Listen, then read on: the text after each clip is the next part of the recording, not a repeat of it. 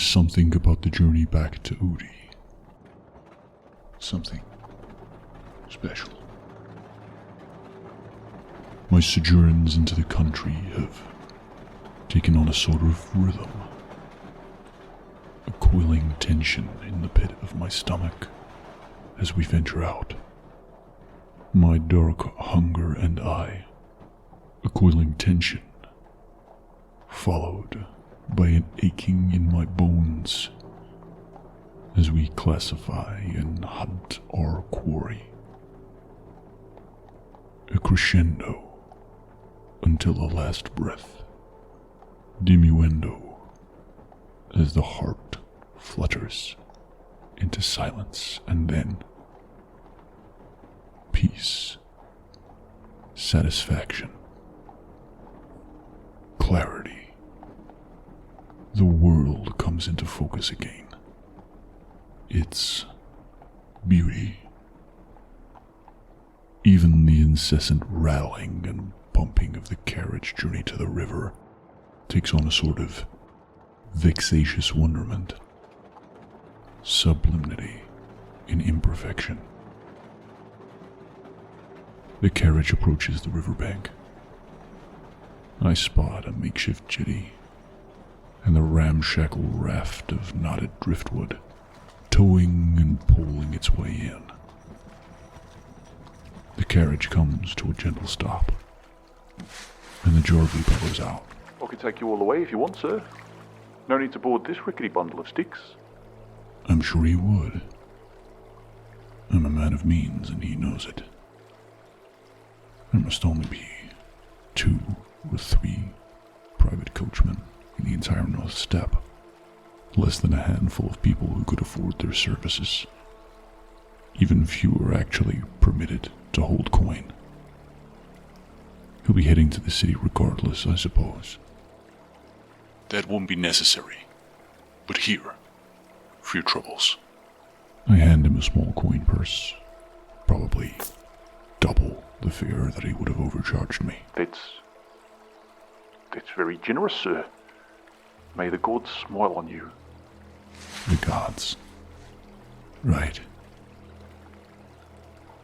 I disembark the carriage and make my way to the ferryman. I catch his eye and his face bunches into his best approximation of a welcoming smile. I approach him directly as he moors his best approximation of a raft. Well met, ferryman.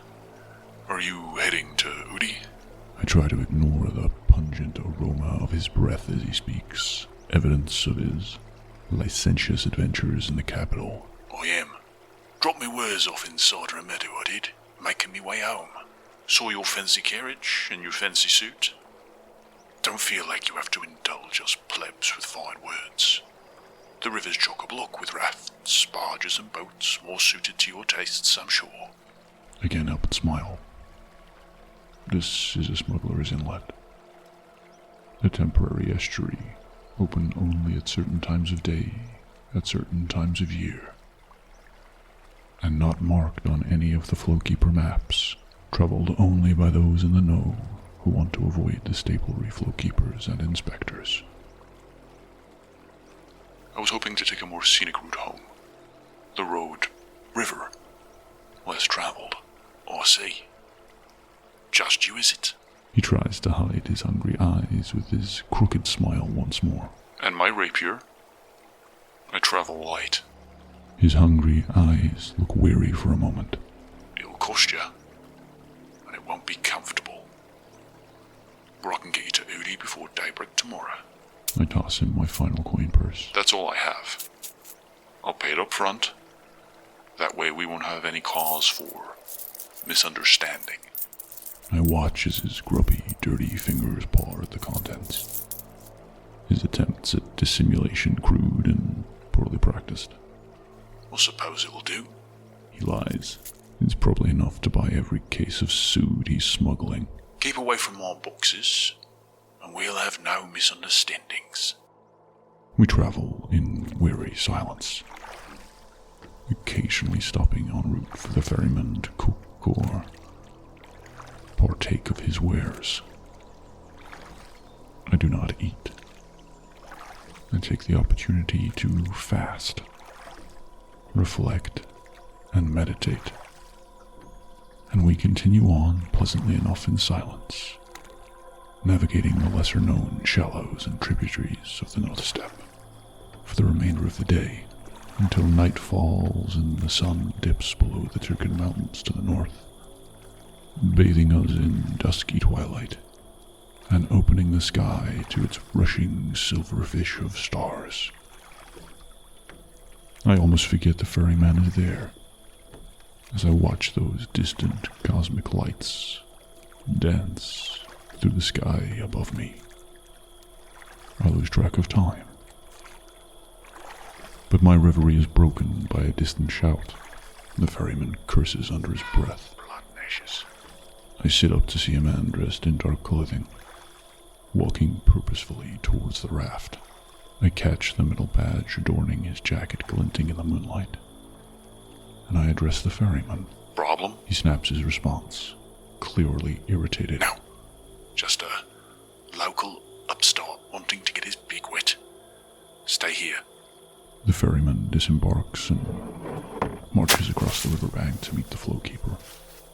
Silhouetted and shadowed by the ferryman, I cannot see much of the official, but he looks slight, wiry and young. The two speak animatedly. The ferryman once again engaging in a ham pageantry of dissimulation, affecting mock outrage in the negotiation. As I sit back down, I feel the cordis press against my leg in my trousers. I feel a sudden pang of hunger. She speaks to me. Not now. I whisper to her. She is insistent. She knows it's foolish to indulge anywhere where the cordis can be seen. They are an uncommon device, but easily recognizable. She will not relent. They are likely too far away to hear. I am as shadowed and silhouetted as they are in the twilight on the water. The official likely doesn't even know I'm here. Fine. Just this once. I remove the cordis from my pocket and slide in the crystal.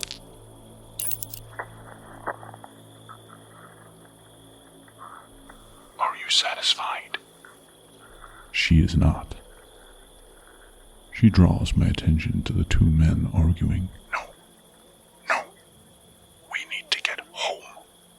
And you've only just fed. She will not relent.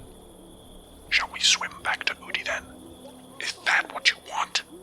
She casts her hungry gaze over them, and my vision alights. The ferryman is cast in a bright red aura, flecks of cracked black streaked through it. The official in blue, with speckles of off-white. Both of them. Really? We don't even have a recording crystal. She is silent, but her hunger remains. Two at the same time. I've never done that before. My hand is shaking. She likes that.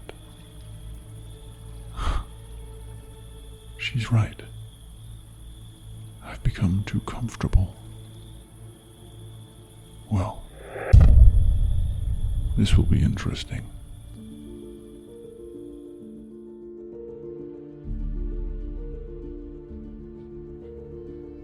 The Black Thorn was written, edited, and performed by Kier Zhou.